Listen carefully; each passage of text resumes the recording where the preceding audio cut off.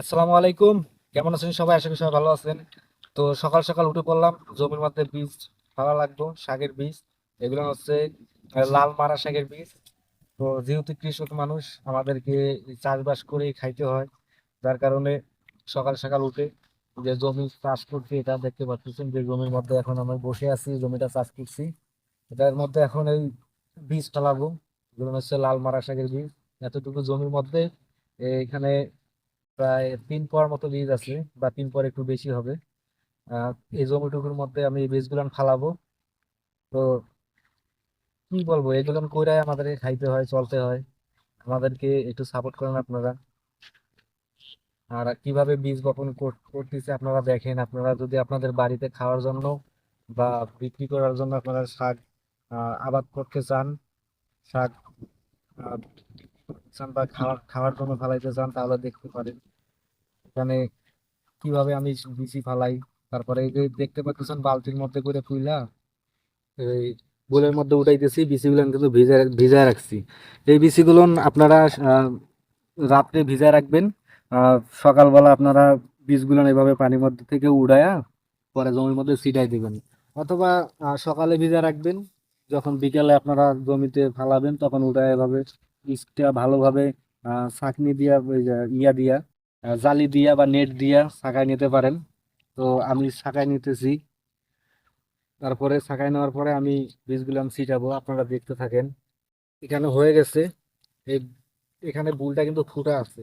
এখানে যে আমি দিতেছি, যে পানিগুলো পড়তেছে, এগুলো আমাদেরকে চাষ করে খাইতে হয় ভাই। এগুলো কিভাবে কি করা লাগে, এগুলো আমরা প্রতিদিনই করি। এটা আমাদের রুটিন, কারণ আমরা এটা করে খাই।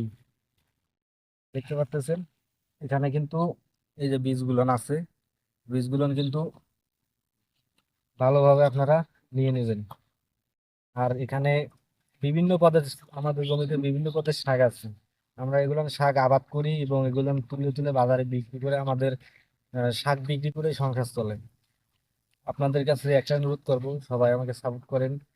ভিডিওতে লাইক দেন, ভিডিওগুলো দেখেন, চ্যানেলটি সাবস্ক্রাইব করেন, আমাকে একটু সহযোগিতা করেন। আমরা অনেক কষ্ট করে এগুলো আবাদ করে খাইতেছি। আমাদের এগুলো ছাড়া চলে না।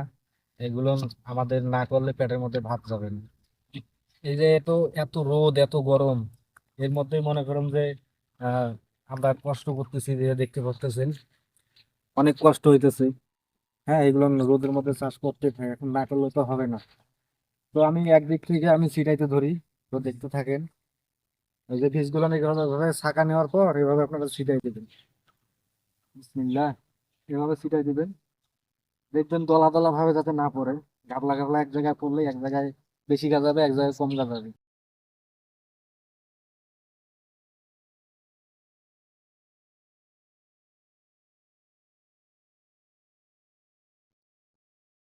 সেটা প্রায় শেষের দিকে, আর এতটুকু আছে।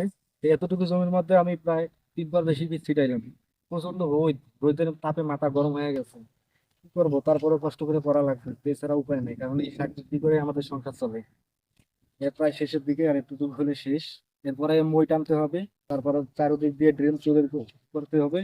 কারণ যদি বৃষ্টি আসে হঠাৎ করে, বা কোনো সময় যদি বৃষ্টি আসে, তাহলে মনে করেন যে আহ, জমির মধ্যে পানি জমে যাবে, পরে বৃষ্টিগুলো নষ্ট হয়ে যাবে, পচে যাবে, হবে না। যে কারণে ড্রেন তুলে দিতে হবে, তারপর মনে করো মই দিতে হবে। তো এখন আমি মই দিতেছি, দেখেন।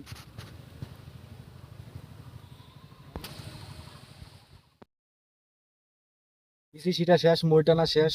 শুধু এই যে ড্রেনটা বাকি আছে, ড্রেনটা তুললে মনে করেন যে কাজ কমপ্লিট। যে রোদ আর যে গরম, শরীরের অবস্থা দেখেন, ঘাম খালি টুকটুক দেখেন।